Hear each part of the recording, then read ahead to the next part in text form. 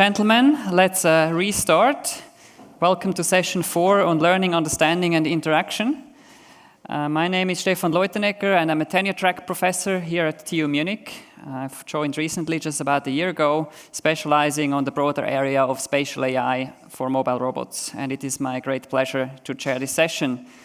We have a great lineup of world-leading roboticists, opening with Professor Wolfram Burgard, founding chair of the Department of Engineering of the brand new University of Technology, Nuremberg.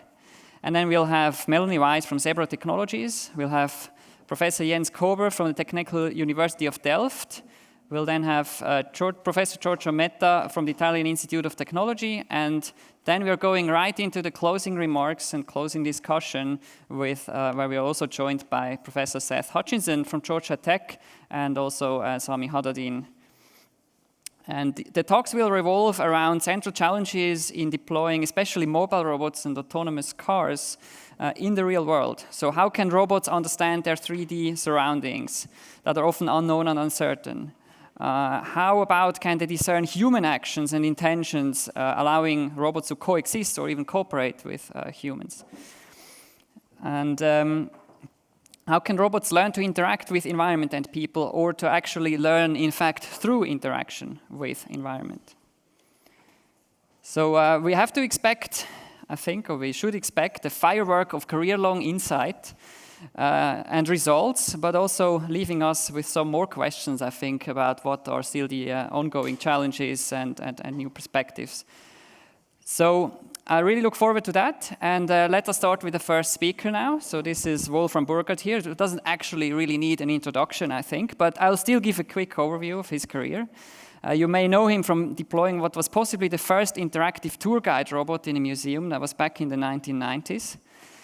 To us roboticists, of course, he's very well known for his contributions to robot navigation, perception, manipulation, and learning. And I think at some point we have all gone through his book about probabilistic robotics. He has a PhD, 1991, in the University of Bonn, and then spent some time at CMU, and then finally joined the Albert Ludwigs University Freiburg in 1999. And then from 2019 to 2021, he also spent some time in industry, actually as a VP for automated driving technology and machine learning at the Toyota Research Institute in Los Altos, California. So then, as I already mentioned, most recently has been involved in founding the University of Technology in Nuremberg, just here in Germany. And he's heading his research group there about robotics and artificial intelligence. Of course, he's also won countless prizes and awards. I'm not going through all of it, but the Leibniz Prize is probably worth mentioning. And now, without further ado, the stage is yours, Wolfram. Thanks for coming here. Thank you. Thanks for the introduction, and thanks for having me here. I'm standing down here because I do not want to have letters in my face, but I hope you can see me as well. So it's a pleasure to talk a little bit today about as Matt Mason, about history and also maybe the future. And what I'm going to talk about is my view on where we are with autonomous navigation and where things might go in the future. So what we can expect and what the directions are and what keeps me awake at night. Basically, as a good scientist, you always need to have a problem that keeps you awake. And this is one of the things that it happens actually to me when I have a sleepless night and I think about this problem, among others. So what we are basically trying to do in navigation, when we want to build delivery robots or logistics robots or even self-driving cars, typically what we want to solve is this problem of highly accurate localization. We used to say at TRI that 3 problems to solve in autonomous cars is don't leave the road, don't get hit, and don't hit anything. Right? So basically, if you solve all those 3 problems, you arrive at a safe robot. And the first one is basically this localization problem. And in order to localize a robot, that's what you typically need. And most of the companies, and this is a discrepancy or this problem that I'm going to talk about today, we need that what we call robust mapping that allows us to achieve long-term or lifelong autonomy. And in fact, so I always have this slide in my presentations just to show people that AI is not just a black box, but rather also math, right? So it's basically, in probabilistic robotics, is basically a math that we are throwing at things, and this is the base filter equation that you can use, for example, or is used by many companies to localize a vehicle given the map of the environment. And here's a 20-year-old video. We saw a lot of old videos today, and this is how one implementation of this basically works. What you do see here is a robot trying to estimate its pose in this environment.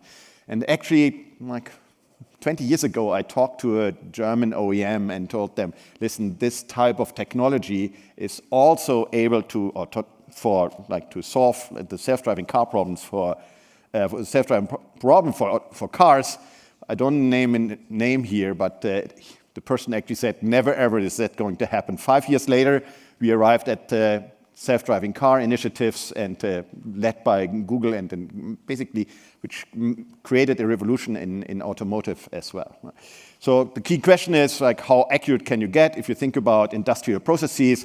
This is a project that we did a few years ago with a company that is now owned to China or Chinese company, but it was a very, very fruitful collaboration where we basically developed a logistics application with very, very high precision. And these black markers that you see on the floor are just to indicate the accuracy of these platforms.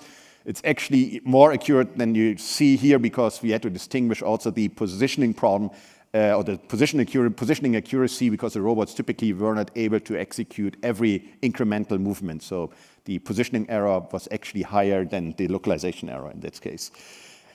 And you can also apply this to self-driving cars. That was right before the Google X started with the self-driving car initiative. It was a joint project with my friend Sebastian Tran at CMU, where we implemented a valet parking application, basically taking this Volkswagen vehicle and let it park autonomously on the roof of this parking garage, based on the map that you see there, this 3D structure that you see on the upper right-hand side and the 2D projection on the left-hand side.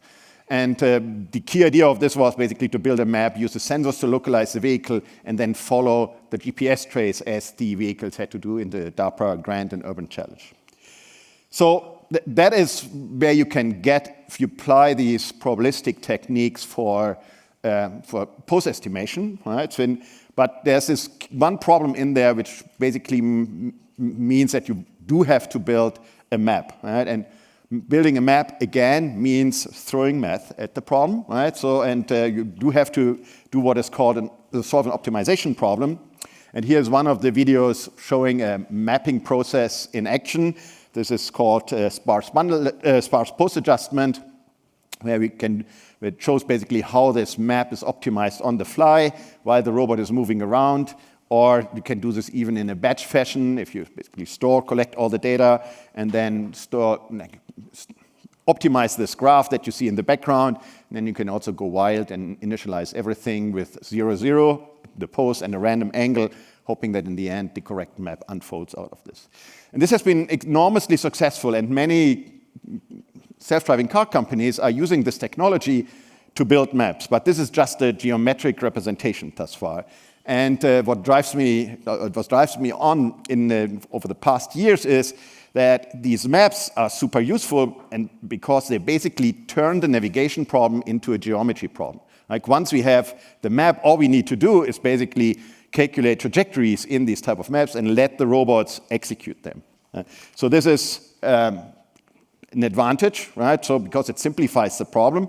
And it also has some applications. So this is a company, one of the startups that I founded a few years ago. It's called .scene, and they are taking vehicles or attaching the sensor head that you saw on one of the previous slides to quadrotors, fly over buildings, and then also take the sensor head inside the building and construct a 3D model out of it. And what is this? Which building is this? Yes, the Leaning Tower in Pisa. So last November, October, we went there and created a model of this tower, and this is basically in a few seconds you can see a fly over this building. And the advantage there is that you can not only create an outdoor model of this, but also an indoor model, so it's a combination of both, and it's extremely useful for cultural heritage preservation, but also for real estate and other applications within this context. And we also applied this to the Freiburg Cathedral. This is the most accurate 3D model of the Freiburg Cathedral that ever existed. And here you can see that some of the cellars or the crypta underneath the church, that we can actually really see that we can go inside the structure and come up with very, very precise models.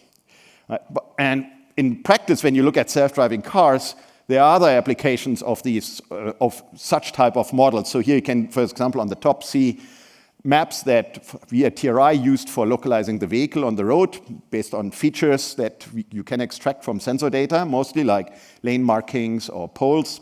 But there's also on the bottom left, there's other maps like intersection maps, which are extremely difficult to acquire. And this is why, which basically makes that problem really, really hard, the problem of building self-driving cars, because the geometry, unfortunately, is not sufficient to build a truly autonomous system. And what you need to do there is, in the context of intersections, basically figure out what the topology is. Right? And you also need to know the data association between the traffic light and the lane. Right? So what is the traffic light that is relevant for the lane I'm currently in. And these type of problems are enormously difficult, and this is solved usually in these companies using a map operations team who basically spend all of their time like clicking in 3D maps and positioning traffic lights and other items that are relevant for navigation.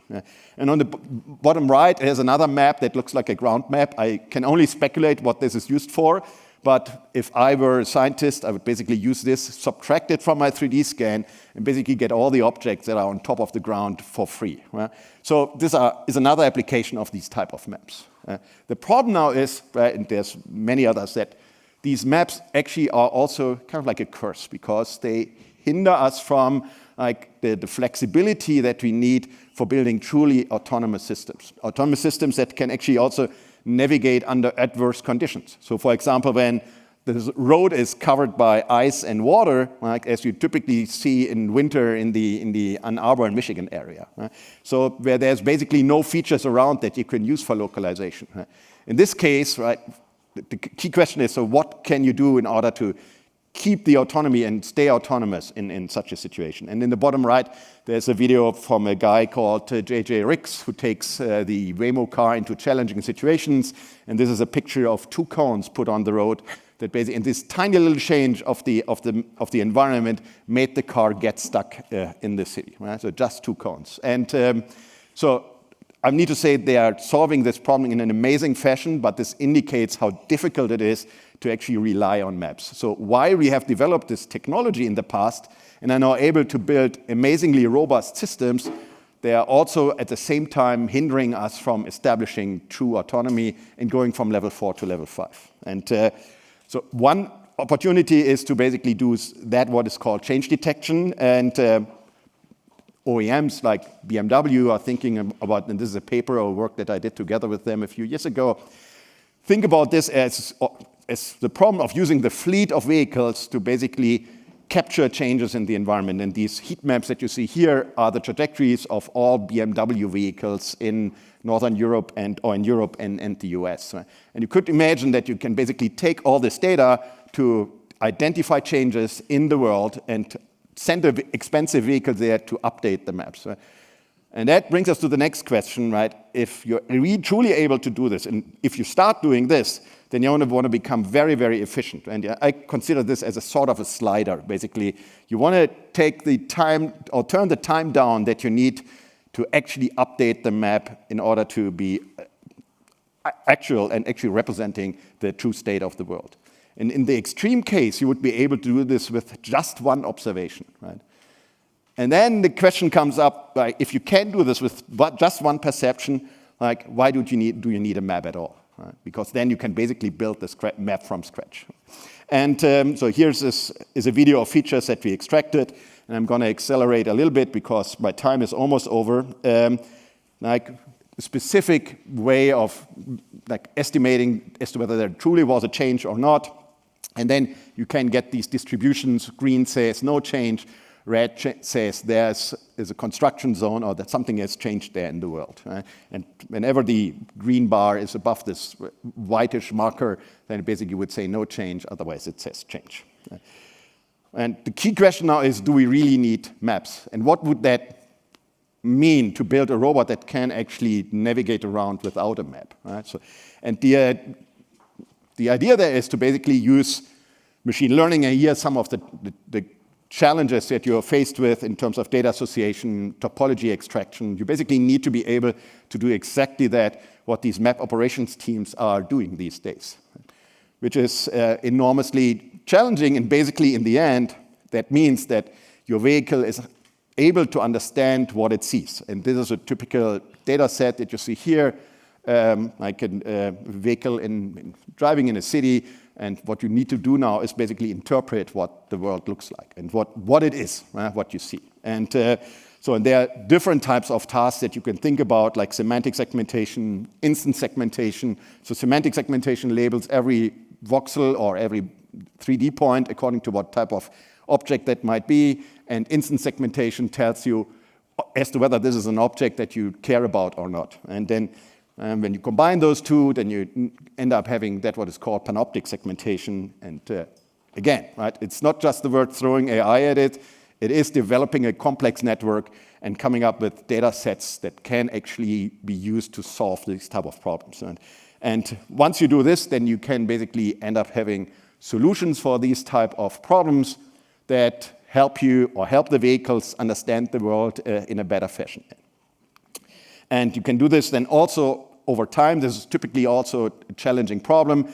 So that not only comes up being that what is called semantic segmentation, but this is also then the tracking problem.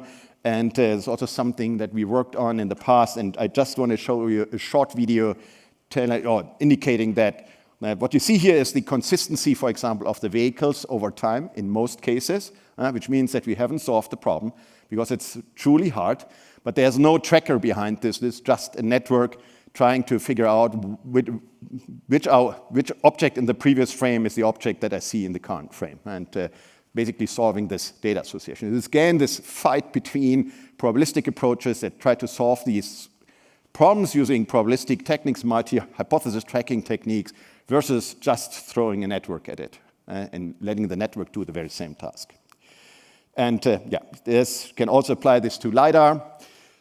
Finally, so what I mentioned in the very beginning is this problem of road topology inference. So we all do have a lane-keeping assistant that allows us to stay in lane, and staying in lane is actually a relatively simplistic problem. The problem really becomes difficult when you arrive at an intersection, where you basically have to estimate, right, what is the lane I want to be in after crossing that intersection, after going through that intersection, and what is the trajectory that I choose. And so there are other problems in this context, but this is actually a very, very hard one, and this is why map operations teams basically go ahead and for every intersection that is there, label the connections in this intersection, and those connections then define the trajectories that the vehicle is going to choose. And this turns out to be a hard problem that, interestingly, not many people have worked on thus far. And we did an initial approach doing this with, again, a deep network that shows promising results. Don't apply this to a true intersection, but this is right now the results that we get for straight lines or for straight roads. And it looks good. I always ask my students to also apply this to intersections, and they said, Wolfram, you cannot show these results. And the reason is that it is a really hard problem. And so what I would like to do is encourage people to actually look into this, because that would also empower robots and autonomous cars to the next level, and is basically essential for building level 5 vehicles, for example, that are not geofenced. So the summary is, right, probabilistic approaches have taken us very, very far. We are right now able to estimate where vehicles are, and you can also see applications of these approaches downstairs, where you have logistics applications running in factory floors. On the other hand, it hinders us from going to the true autonomy and getting into the wild, real world where the robots need to be able to keep with all situations. In fact, throwing machine learning at it looks like a promising approach, although we don't know exactly how far we can get with this. And if you ask me, then I do not know what the right approach would be or what the preferred direction of research now is as to whether we should continue with the SLAM approach and then do and try to extend this towards dynamic environments, or as to whether we should rather focus on throwing all of this away and just doing deep learning. My internal tendency is a little bit that the latter might be true, and there's a famous picture that I used to do because people like this book Exploding, and which means that in the end we're going to replace all of this just by a deep network. So that's my view and my point. I'm happy to discuss this with you. Thank you.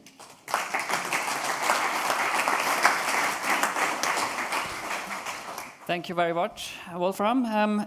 We can have a few questions.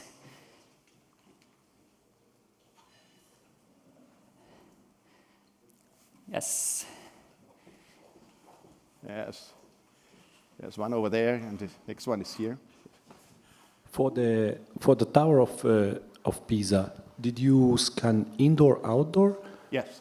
So we do. We attach the sensor head to a quadrotor, and we have professional pilots that fly over these buildings, and then usually they send the sensor head back to us. That it comes with a user interface that you can control via your smartphone. So we have a team of pilots that fly for us in the world whenever we do have a task to do somewhere, and then we also train them how to acquire the indoor data. In this case, the people themselves did this, but at least going into the tower. And then it is a big SLAM problem, and when you use a graph SLAM approach, then it is very easy to combine, do this kind of multi-robot SLAM that basically represents this, or what that represents. Maybe silly question. Were you able to track the inclination of the tower? Yes, of course. Yes, of course. Right? And I mean, the accuracy is pretty high in centimeter range. Right? So, thanks a lot. Tamim? Yeah, thank you, Wolfram, for the wonderful presentation. So it seems that you are proposing to move from the one extreme to the other, right? Don't you see a way actually how to combine probabilistic and deep learning approaches? Because I think both have their strengths, right? Yeah, I agree.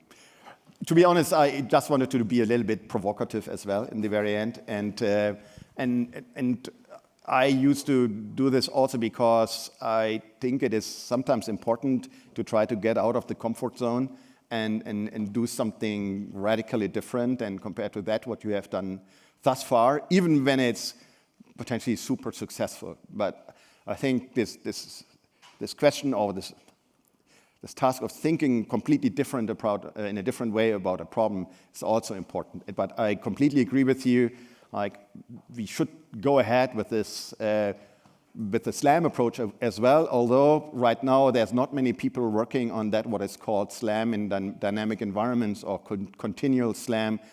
Then it's kind of like the papers in SLAM have gone down like crazy and deep learning is up like crazy. So maybe right now is the right time to jump on a faster train, and whenever that thing loses power, then maybe we will go back and see what we can do on the other end of the spectrum. Okay, thank you very much. We are a little bit behind time, so maybe we can postpone some more questions for the summary later on. So thank you very much again, Wolfram. Okay, so our next speaker is Melanie Wise. She's Vice President of Robotics Automation at Zebra Technologies. Melanie joined Zebra through the acquisition of Fetch Robotics, where she was the CEO beforehand. And she was also the second employee at Willow Garage, where she led the team developing robot hardware and software, including Ross, the PR2, Turtlebot, all the kind of toys that we play with. And she's also chair of the International Federation of Robotics, the Service Robot Group, is a board member of A3, is in the MHI Roundtable Advisory Committee, has also received the MIT Technology Review's Innovator Under 35 nomination, and been named by Silicon Valley Business Journal's Women of Influence under 40 under 40. So many things, and also one of 8 CEOs changing the way we work by Business Insider. So it's a great pleasure to have you here. Thank you very much for making the trip. The stage is yours. Awesome.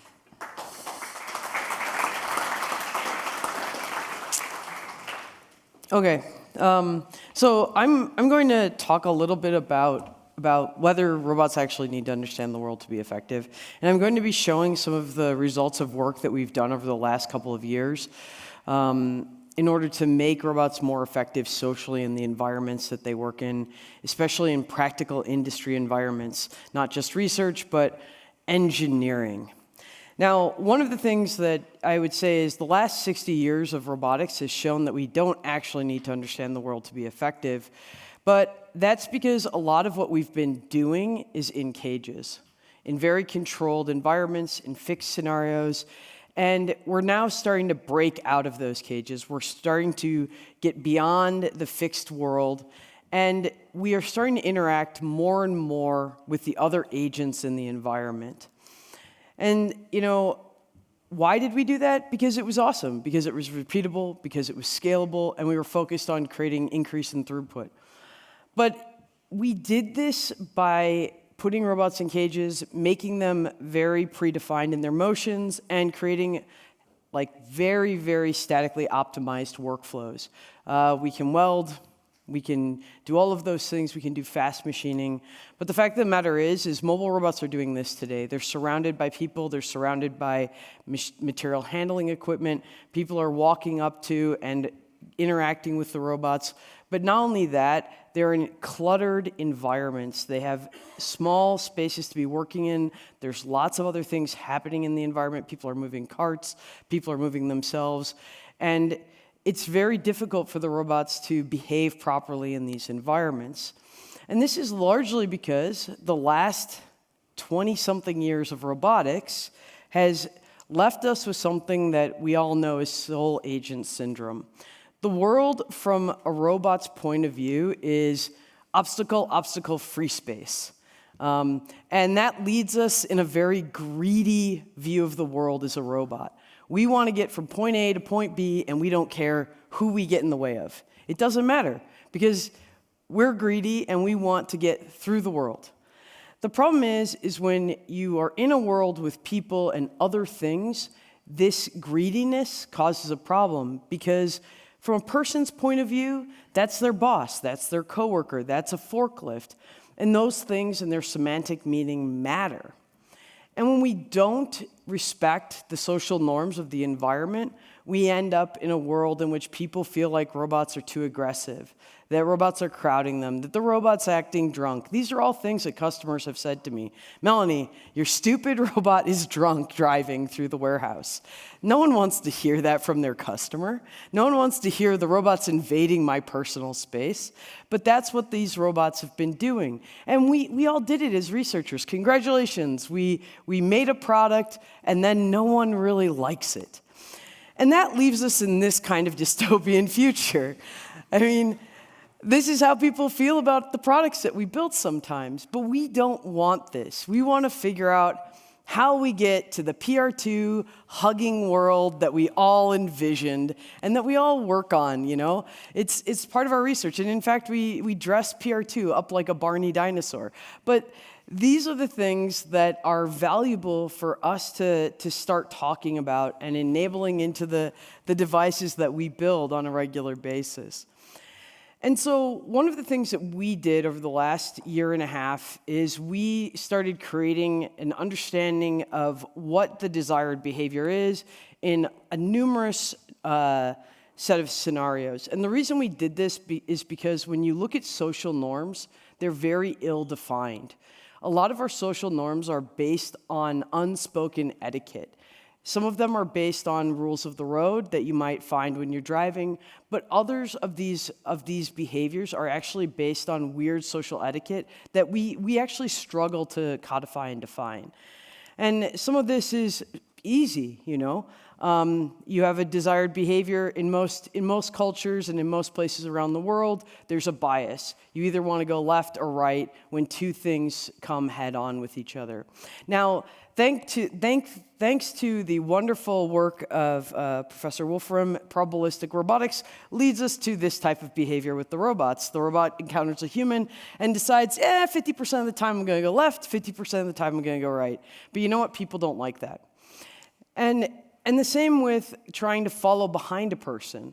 The robot is constantly trying to get around them, trying to figure out how to behave when trying to follow them. And that behavior is not desirable when people interact with the robots. They want the robot to follow behind them or just pass them, not creepily stalk them down a hallway.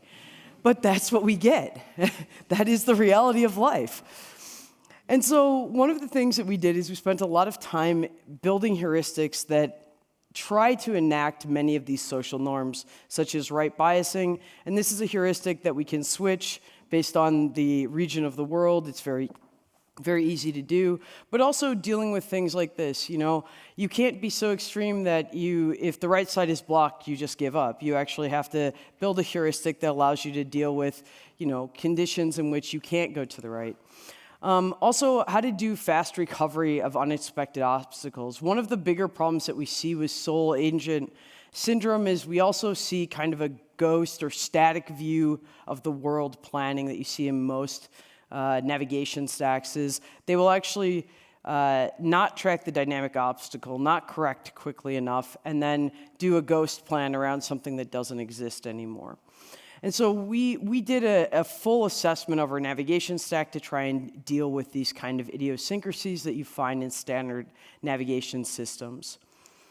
And the same with also doing speed limiting improvements based on the type of obstacle. And I'll talk a little bit later about how we do semantic obstacle detection and how we use that information, the semantics of what it is. Is it a person? Is it a forklift? Is it a trash bag? And how we feed that into the dynamic planners that we built today. But I think one of the things that we did first is we built a simulation set based on all of these different scenarios that I talked about. And one of the things is we saw a large decrease in time to resolution, and we saw, more importantly, a large decrease in the standard deviation of the time to resolution. Because one of the big things that we found is predictability is king in the real world. People may not care too much about how much faster a robot does something or resolves a confrontation, but they do care that it does it predictably. And that really matters because people want to know how they're supposed to interact and behave with the robot. Now, one of the very cool things about our platform is it's cloud-based. And so one of the cool things that we did is we took 6 weeks of data before the release and 6 weeks of data after release. And we actually found that the data sets that we have are based on two major types of interactions. One is low-frequency interactions, where the path conformance throughout the facility is very high, like 80%. But then when you look at it, it kind of was very similar to the simulation data. We saw an increase in total velocity of the system by about 8%, which is still not something to scoff at in the realm of increased efficiency for these robots. But the more telling thing was in high-frequency interaction cases. So this is an e-commerce picking application, and this is where the path conformance is pretty low. It's kind of like the video I showed you at the beginning, where there's lots of people in the aisles, there's lots of congestions. What we found is the increase in the velocity of the robots throughout the facilities was 51%, and this is meaningful. This is very, very meaningful, and it had a huge impact not only on the customer's perception of the robots, but the efficiency and the throughput of the entire system. We are actually able to reduce some of the robots needed to perform the total task and make the fleet size smaller for this customer, creating a better ROI. Now, what I was saying before is what you're interacting with actually matters, and how you perceive what that is allows you to tailor the navigation behaviors effectively for the robot. And in this case, we actually built some models. We built everything from simple models in terms of identifying simple objects or the robots themselves to very complex machine-learned models. And what's the value of some of this is, so when you look at it, it allows us to know what the exclusion zones look for the types of objects that we care about. And these exclusion zones matter when you're talking about how the robot effectively navigates through the environment, because if we can predict where it's going based on its exclusion zone and things like that, we're able to actually plan accordingly and not cause as much friction in the environment and the social interactions, whether or not it's another robot or material handling equipment. And with material handling equipment, this is a big deal, because one of the things that you see with something like a forklift is there's always going to be a portion of the vehicle at some point that you may not be able to see, whether it's because you're behind the vehicle and you're trying to come around in front of the vehicle, and there's very thin tines. But there's also situations in which the forklift has got the tines very high up in the air, 15, 20 feet up in the air, which is not an area that the robot can actually see. And you're able to infer the exclusion zone in front of the robot in order not to drive there. And so this is actually something that we've rolled out as part of our product that you see in the market today. And so the robot actually infers the area in front of the material handling equipment where it shouldn't be driving. And this increases the safety of the environment, and it also increases the performance of the overall system, because one of the things is specifically in this video, the person is actually up on the forklift, so they can't actually see the robot below them when they want to come down. And so it's extremely important from a safety perspective to be able to deal with these types of scenarios. And so overall, I would say that the biggest thing that we need to focus on going forward is how do we make our robots more able to understand their environments so that they can work more effectively in these environments. And so thank you very much for your time and your consideration.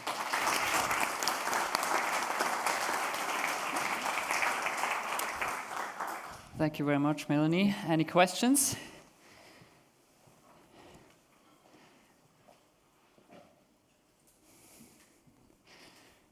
Okay, well, maybe I can start with a quick question.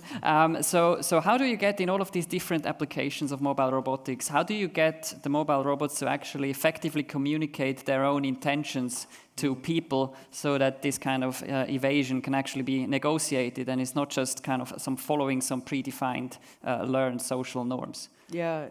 So we actually found that it's really hard to communicate in general because the noise floor of most of these facilities is very high, so making noise doesn't help.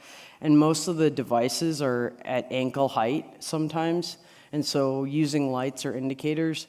We actually deployed some of our robots in facilities where people are blind, so they can't even see the robots. And so it's actually very beneficial to just depend on the implied social norms. We actually found it's the best way to deal with it. Yeah. Because we can't control all of the environments that we deploy into. Okay. All right. Wolfram? So what do you think? It's fantastic. Whenever I see these logistics talks, I'm pretty impressed and would love to work on this as well. How long is actually this long tail distribution with all these things that you haven't modeled? Or what is your thought about this? Yeah. So is this solvable, or is this going to be a never-ending story? I would say that we can get to the 90th percentile very quickly. And I think that's what's meaningful. I think the thing is in practice, you're right, there is a very long tail, but the chance that we see it is probably in the noise floor of the interactions that we have. And so what you'll find in a lot of manufacturing and real world situations is it's not so much about achieving completion, it's about getting to the 90th or 95th percentile, and then you're good enough. Okay, then maybe let's leave it at this. Thanks again, Melanie.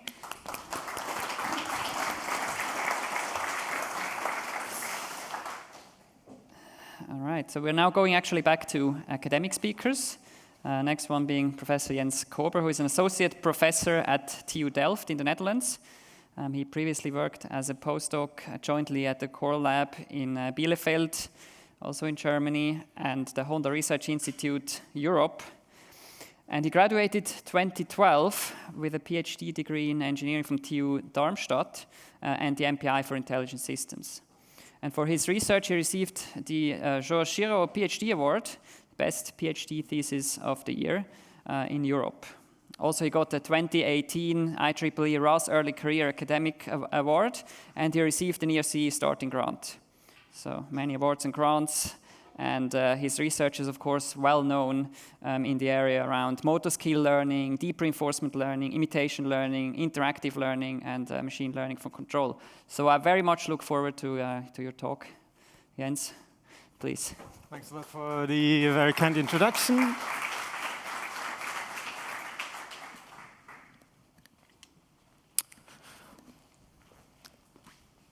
Before I'm going to tell you a bit more about robots learning through interactions, I'd like to tell you a little story about the importance of having good interactions with a teacher when a human is learning. To be precise, a story about younger me, 13 years of age, learning to play the flute. One of the first exercises you do there is you try to hold the tone as long as possible, so you start with 10 seconds, then 12, 20, and so forth. I got that exercise, I went home, started to practice, and I got totally stuck at around 12 seconds. I got frustrated, I was practicing very hard, but I just couldn't get above that magic barrier. Next week, during the next lesson, obviously I couldn't do any better. My teacher was really surprised, because 12 seconds, that's something everybody should be able to do very easily.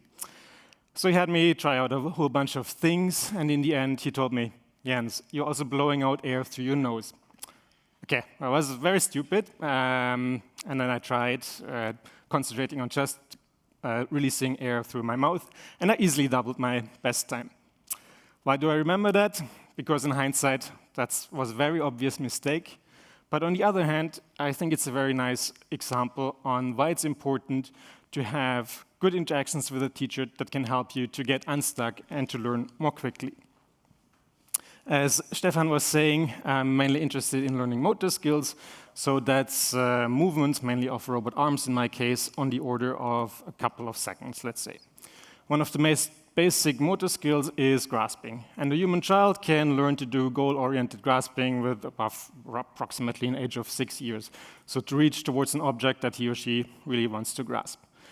Similar task, from a couple of years ago is bin picking. So there you can see a whole army of robots, and I actually had to learn day and night for a couple of months to achieve that. If you do the math, then you're probably closer to about 2 years of learning.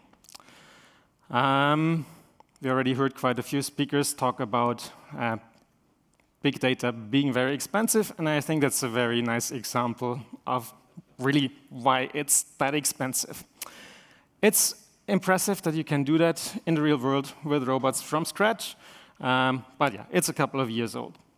So to get around that, what you see more and more nowadays is actually sim to real, so trying to learn in simulation, randomizing the appearance and the dynamics a bit, in the hope to get the behavior robust enough so that you can transfer it directly to the real robot, so you don't need to collect more expensive data on the real robot. But there is still the question, can't we do better? Can't we learn from less data? And there are many people working on that, and there are many different directions of doing that.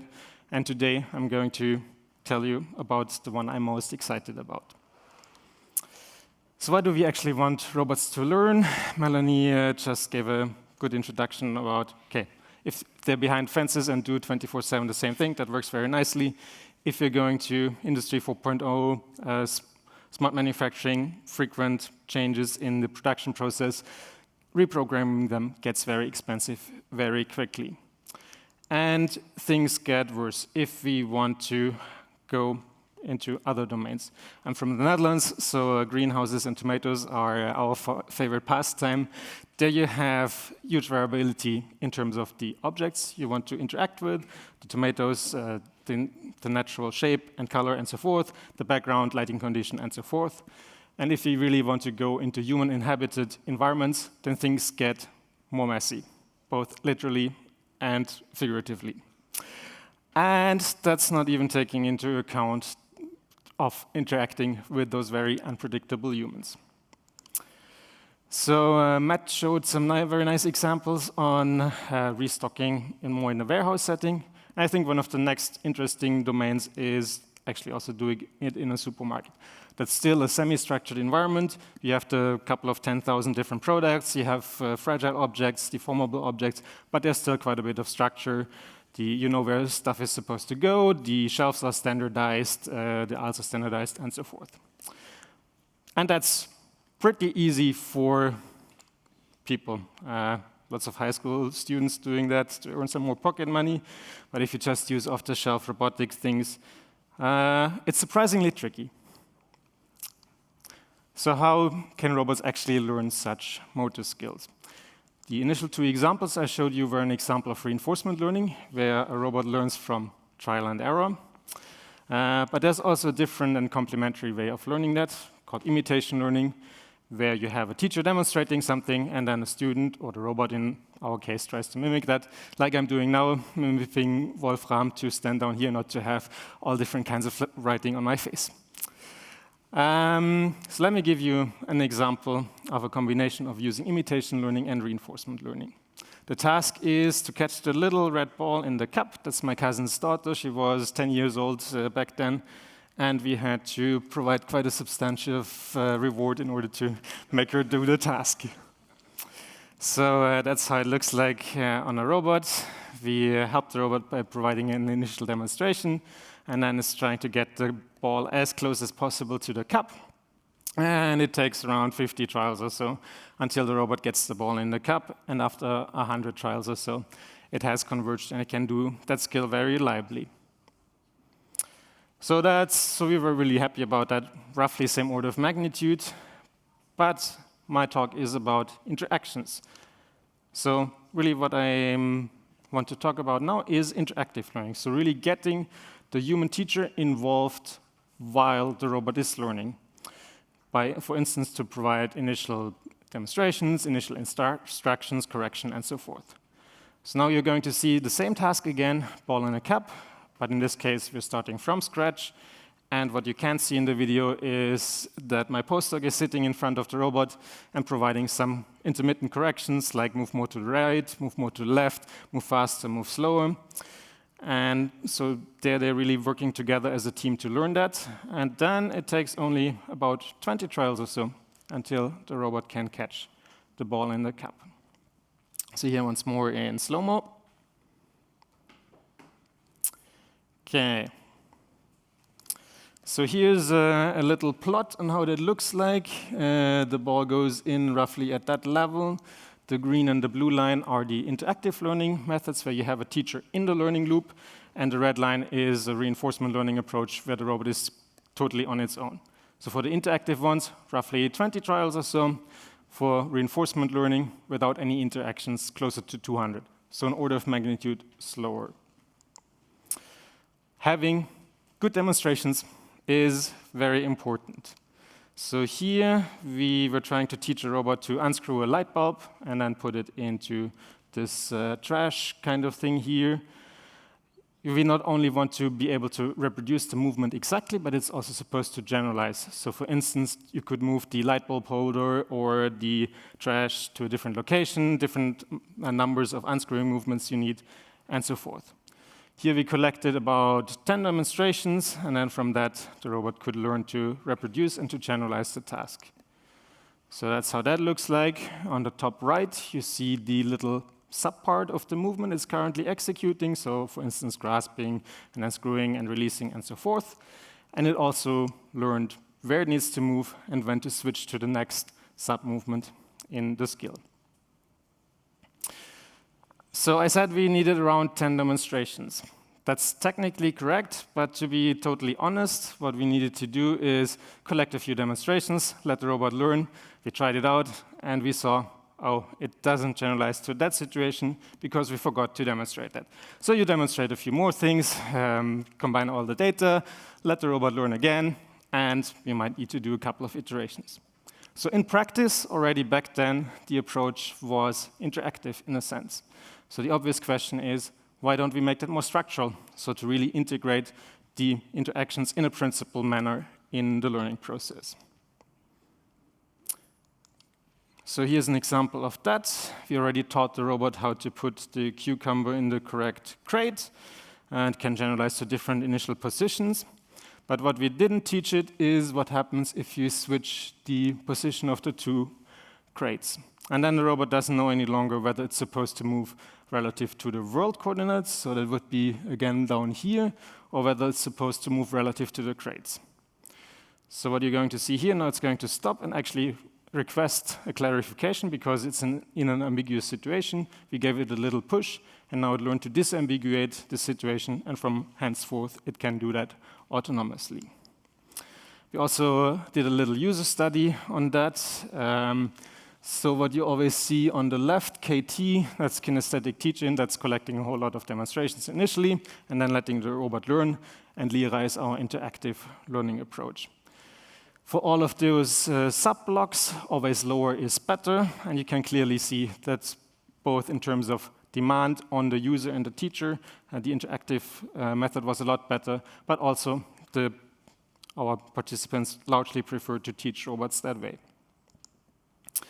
To come back to the initial example I showed you of the failed example of putting some orange juice in a shelf, now it's a milk carton. The goal here was to really do it quickly. Typically what you see often in grasping is that you move towards the object, you stop, you close the gripper, and then you continue moving. Here what we wanted to teach it is to really do it in one fluent movement without stopping and putting it up there. And the goal was to do it within 5 seconds. You can see the corrections we're giving here via this gamepad controller, and we're both correcting the trajectory, and we're also telling the robot in which part of the movement it can speed up. So now I can see that it's already very close, and then here now the final one that's actually in real time, how quickly it can put an object in the shelf again. And that movement also generalizes to different initial positions of the object. You can mess with it if you move it around.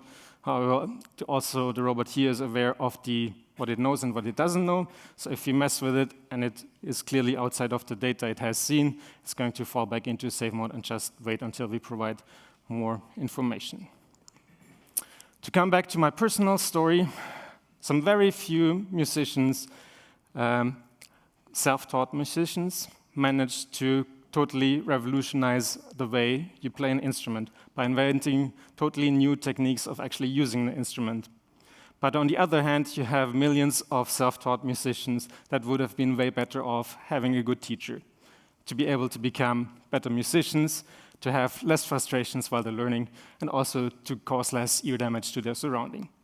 And I believe that for most of the robot tasks, we are clearly in the second category.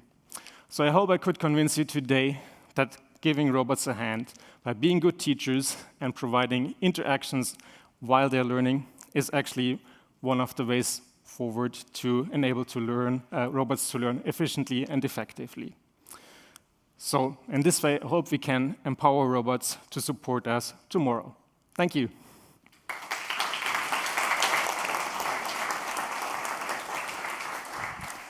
Thank you very much, Jens. Very interesting. Any questions?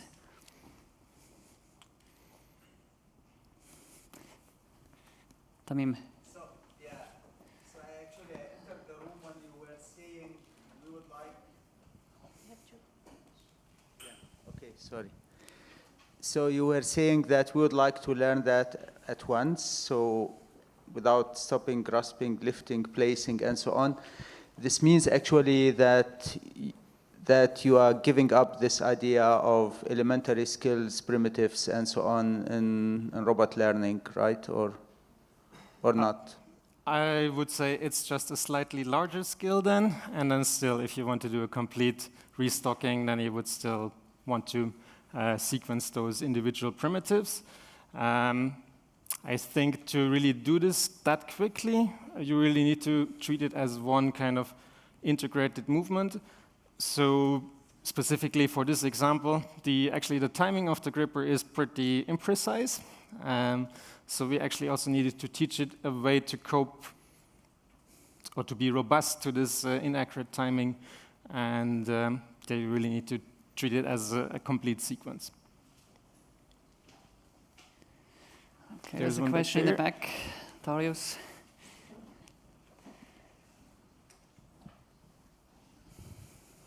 For the teacher to give the correct push to the robot, the teacher needs to understand what's the ambiguity. In the simple case of your two crates, it's maybe quite easy to understand what the robot's problem is, but actually, how does it compile to more complex scenarios? Yeah, excellent question. Indeed, what I've and my group have been working on to date is, in some sense, very robot-centric. So we're trying to figure out how to best make use of the human teacher. And now I'm collaborating also with the other people to figure out the other way around. How do people actually want to teach, which is obviously equally important. So yes, coming up with a good user interface to indicate what exactly the robot is not understanding is crucial. Yeah, there's one more.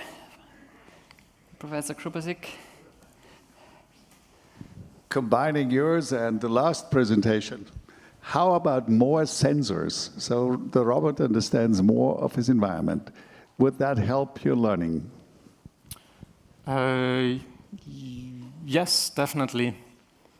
I mean, yeah, so one of the so there are many sources of ambiguity and so if I come back to my example of putting stuff in a shelf in a supermarket, if you don't know if something is behind an object already there or not, that's purely a question of sensing, and that's very important.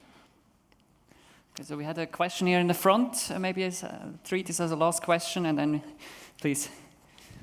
So the question was actually related to the ambiguity question. Yeah. So ambiguity is one topic, but what about ensuring that the robot actually learns what it is supposed to learn? In that, for example, fruit sorting task, right? The feedback is extremely sparse in the sense that, oh, now the cucumber case is this one. So how do we know the robot actually semantically learns that it is a cucumber task case and it should put it there? Yeah, so what I was showing today, that's not semantic in any sense. So the robot just knows the movements to do. It doesn't understand anything about the semantics. But that's indeed very interesting to couple it to a higher level semantic reasoning and to try to learn how to ground those higher level semantic possibilities or objects and concepts and movements to what we are actually learning on a lower level. Okay, with this, let's thank Jens again.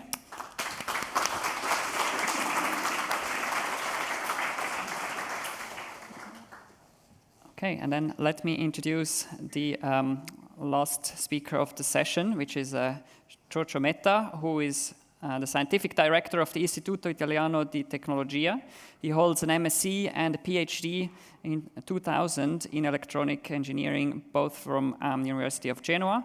And he then spent, from 2001 to 2002, some time as a postdoc at the MIT AI lab, and was then afterwards, from 2012 to 2019, professor of cognitive robotics at the University of Plymouth in the UK. He's also vice scientific director of IIT from 2016 to 2019, and he coordinated participation into 2 of the Ministry of Economic Development Competence Centers for Industry 4.0. He was also one of 3 Italian representatives at the 2018 G7 Forum on Artificial Intelligence, and more recently, one of the authors of the Italian Strategic Agenda on AI. And he also coordinated the development of the iCub robot for more than a decade, actually, making it the de facto reference platform for research in embodied AI. And his research activities largely revolve around the field of biologically motivated and humanoid robotics, and particularly developing humanoid robots that can adapt and learn from experience. So it's a great pleasure to have you here. Giorgio, please.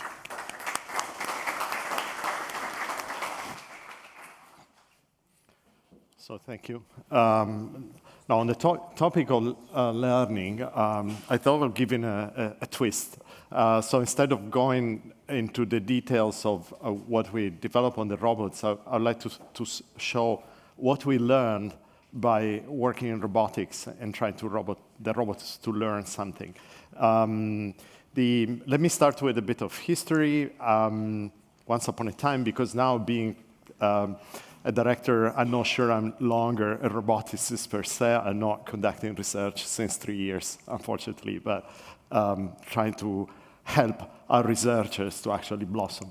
I started in a sense, my career with a European project that allowed us to have the money for the first time to develop a full humanoid. You may recognize some of the institutes that participate in the design of the robot and the construction. And eventually, we made the whole thing open source, which was a great advantage. We managed to attract a lot of researchers to work with us, just because the software, the hardware itself of the robot was open source. And through luckily, the European Commission contributions, we managed to get enough money to build robots for other people.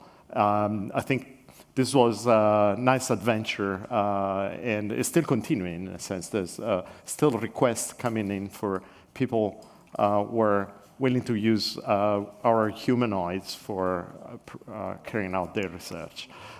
This is the robot. Eventually, it took 3.5 years within the project to design and build the first copy.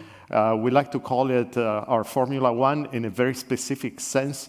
It's a robot that breaks often. So we build it, and you need a plethora of people there to fix the robot because it's a continuous nightmare. The entire robot is cable-driven, and you have an idea what happens with cable-driven robots. They tend to break. I mean, if you don't take into consideration electronics failures and all the usual thing of something that is good enough, professionally made, but still a very complicated machine. Anyway, this is the idea. The key elements when we started designing the robots were the hands.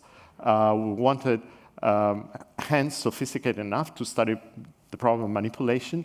The second key element were sensors. Wanted to have as much as possible. Cameras and microphones are easy.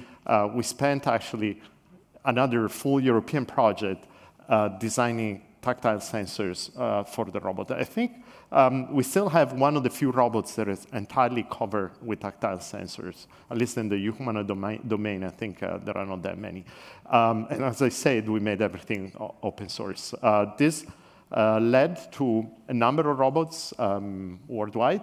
I'm not sure they're still all used or in use. I think some of them ended up in a museum or they're scarcely operated, but with some of the people, we're still in good contact and we're working on developing new skills or new additional things for the robot. And last but not least, it required a large team to actually get there. So this is, I think, a fraction of the people who worked on the robot along the history of the project. Many, as you can imagine, many engineers. The initial development, although we weren't that many, was or required a lot of people. We went contracting with companies to actually get some of the stuff done. Because as you can imagine, for a small research group, at least at the beginning of the project, it was difficult to manufacture an entire robot. Eventually, we managed to do everything at IIT, but because we invested in creating a much larger group. Now, let me tell you a bit more about this history. This, I don't know if you recognize it. Last week, I was with a friend of mine, a journalist that is often writing about science, and the guy said, "Oh, do you know, Giorgio, that Darwin Tree of Life book was found, the original, in Oxford. After, I don't know how many years, that was believed to be lost. Apparently someone forgot the original in his bag and returned after a long time. I don't know whether this is the case, whether the story is entirely true, but I just wanted to show one of the pictures because, well, maybe our robot, our humanoid, was, you know, the ancestor of a number of different developments. And I'm going to talk about the developments at IIT, of course. And in particular, one field of research that happened, in a sense, not entirely expected. It wasn't certainly my primary goal, but people started using the robot for studying human-robot interaction. And here, the question is more, again, how people learn rather than the robot learning anything. How we perceive the robot, whether the robot can be perceived as a social agent. This was one of the questions that was answered. But we also managed to find an application to this. The application is something we developed in the last couple of years. I found it particularly fascinating because it was during COVID. So we had to run this entire set of experiments in an institute where they treating, or in particular, they have an education program for kids diagnosed with autistic spectrum disorders. And we put together a way to teach them something. And this is an experiment where they learn about perspective taking. And we have the first results now after more than a year of running the whole training, that they actually learn better when the robot is involved in their training program. And this is measured using standardized tests that are normally used in clinical practice. So I think a nice, unexpected result that came out of developing humanoids. The other, let's say, branch of research is concerned with motor control. Here, our people develop things like balancing. In the little image, you see the robot balancing on one foot and also being pushed by by nasty students, but the robot still manages to balance. And this was, again, a good piece of experience in learning something about the robot. More recently, what we've done, we connected the controller to a teleoperation device and made an experiment where we had the operator in Genoa and the robot in Venice. And it shows basically that everything works well enough. Here we have also tactile feedback provided in various ways, both to using an exoskeleton for the hand of the operator and a set of vibration devices that will give you tactile perception in case the robot interacts physically with the environment. The robot here is nicely visiting the Venice Biennale, which is a modern art exhibit, and doing a variety of different things. It's challenging enough to put everything together to make it work. The robot is not running and jumping, so it's relatively okay still to operate it. Continuing on the development, this is another unexpected branch. Our engineers started thinking of reusing parts of the robots for rehabilitation, for robotics, for concrete applications, again, of robotics. And we launched a startup that developed a machine for the rehabilitation of the lower part of the body after traumatic injuries rather than a stroke or any other pathology related to the musculoskeletal system. We develop also exoskeletons and so forth.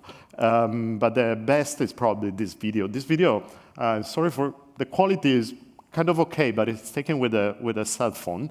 And this was a first trial of an active ankle prosthetic. And we told this guy, you know, this is the first trial. don't do crazy things. And you see what this person is doing. I think it gives me great satisfaction to see that we can have an impact through robotics, so something like this. This guy is amazing. He's a sport person. You can guess from the fact that he's moving so fluently, and actually even with a prosthetic, it performs quite well. This is an active device, so it's a robot in a sense. There are sensors to perceive the phase of the step and generate push in certain moments. So it's more than the just passive prosthetics that are typically used. We also develop a hand prosthetics and following similar principles. Again, a completely different branch in the evolution of the robots. This reuses most of the software and technology that we develop for the humanoids. It's a quasi-humanoid in a sense. And here, this is again a concrete application of a result of a European project where the robot is navigating a museum, providing information to people, navigating with a map. I mean, these days, this also thanks to Wolfram, this is possible these days because we're reusing some of the same technology. Here, the difference is that everything and monitoring and the controllers are also operated via a 5G network. Actually, most of the project was showing that the 5G connectivity can work well and testing, the quality in a number of different environments, and the museum is one of such environment. Again, I guess you start seeing the pattern. It looks more like instead of having a human that learn everything, here we're having humans learning how to customize the robots for different applications. This is yet another one. Actually, these are the people who designed the legs of the humanoid that turn into something completely different. This is a modular robot that can be assembled in a few minutes and put together, and again, nothing exceptional per se. The interesting aspect is the software of the robot is completely, once you connect the pieces, it determines the configuration and generates kinematics and dynamics, controllers, everything is completely automatized. Again, you see that that is doable with the current knowledge of robotics. Here, what I think is interesting is that we made it well enough to think of possible applications. Almost there. I mean, of course, we cannot miss a quadruped. Here, the application is, I think, is quite cool. We're working with a couple of Italian universities on robotics for agriculture. And here, the goal, although this is not the full robot, here was one of the tests that we ran, is to have a robot to go and take care of the plants for in certain phases. The whole thing eventually uses computer vision to identify where to cut, what to do, whether to water, et cetera, in a reasonably autonomous way. This is work in progress. The robot was nice results of collaboration with Moog, multinational company that you may know. They provided all the actuation valves, everything that is needed to eventually build the robot. Last but not least, and this is the farthest from the original humanoid, but still made by some of the people who worked on the humanoid at the beginning. It's a robot that we designed for monitoring the new bridge that was built in Genoa, what is our headquarters. Unfortunately, the bridge, I mean, there was a disaster.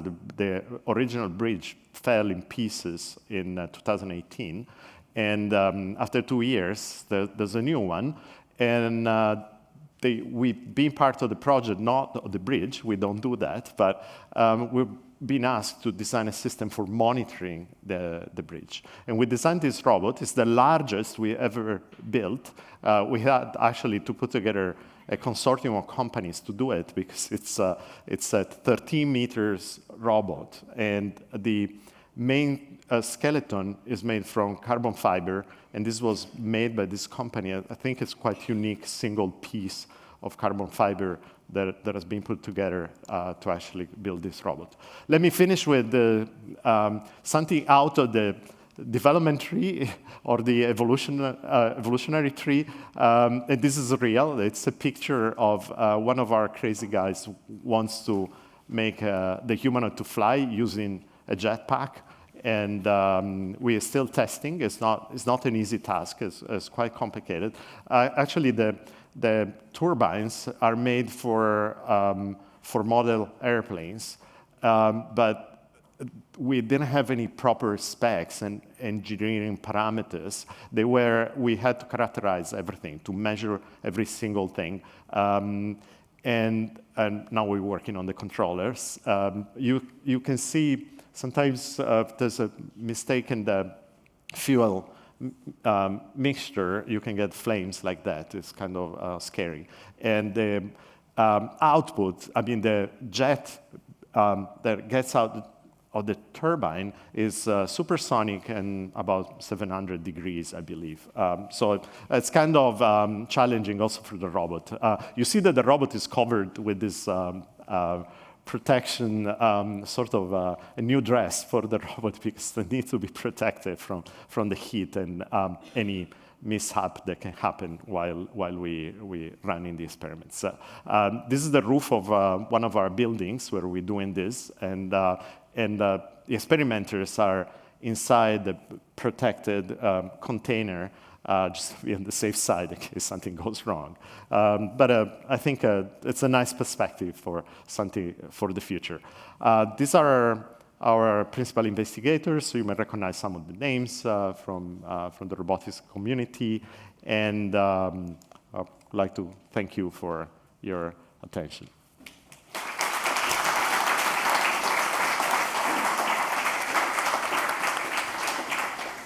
Great, thank you very much, Giorgio. I'm sure there are a few questions about all of this.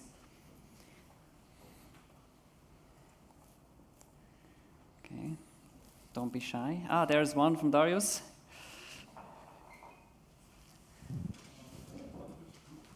One of the topics was actually interaction with the robot. So my question is about how similar the robot needs to be to the human for the correct interaction. Like, you know, the iCub is more of a child, so you have kind of this interaction to a child, I think. But on the other hand, you have this uncanny valley, like, you know, where is the point where the human does not want to interact with the robot anymore? We didn't explore that in the all complexity. Actually, the design of the robot that came out, I mean, it was that one. We never tried to make it more human. Technology at that level was enough. Making a more complicated face or anything more complicated was hindering the ability to have properly working sensors, moving cameras, and everything that we care about. So there was never that part of the exploration. Maybe I can wait for one of the inventive researchers now to actually do that.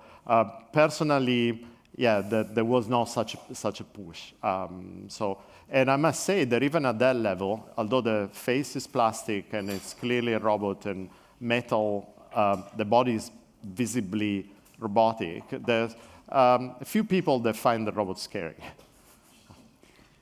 Okay, I actually also have a question about this kind of avatar application. So to what extent is it a problem that you might have delays both on the sensing, communication side as well as on the actuation side? Do people find it difficult to be probably behaving somewhat more slowly and maybe to even get motion sick because of the delays? You may get motion sick. It's easy to get there, even with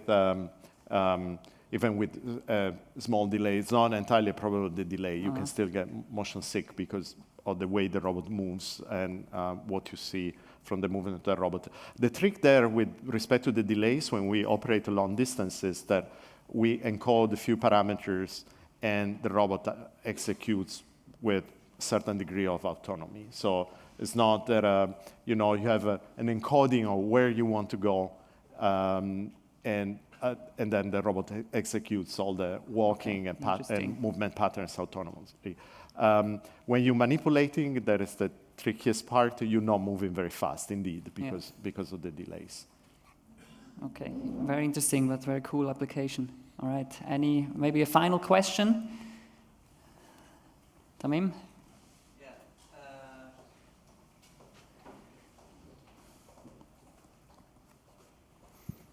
Yeah, thank you, Giorgio.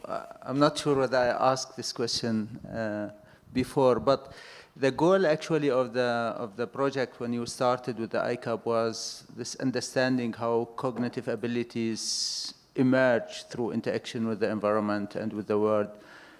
And now we are moving a little bit, or the question is, now everybody is talking, of course, about AI and I don't know what. And now you are moving a little bit with the research towards human-robot interaction, but not really this physical manipulative interaction with the world to develop cognitive abilities up to language and so on, if I remember the RobotCub project. So what are your thoughts now about these goals, actually, now as scientific director of IIT? They're still very, I think the goal is still very, meaningful or relevant for robotics. I think there's still a large room of opportunities for, especially for using AI in robotics in a way that is optimized actually for the problems of robotics. We've done a bit of that, and I think this was one of the results I'm most proud of, and it was making efficient AI because we needed to run the learning on small computers or small whatever, not too powerful machines, and we worked a lot on dividing problems and having something for the learning part that was quite often, one example, the part of the architecture that we were typically customizing for a specific application was only one layer. So, of course, these days you can get something more if you optimize the entire neural network, but if you have one layer, you can be very efficient and have guaranteed convergence and all these nice properties. And this was nice for the application of robotics without sacrificing too much in terms of performance. So we've done object recognition this way. We're doing speech recognition similarly. So there's room for having customized AI for the robots. And I think that's still a valid way of bringing the two things together. Okay. Thank you very much again, Giorgio.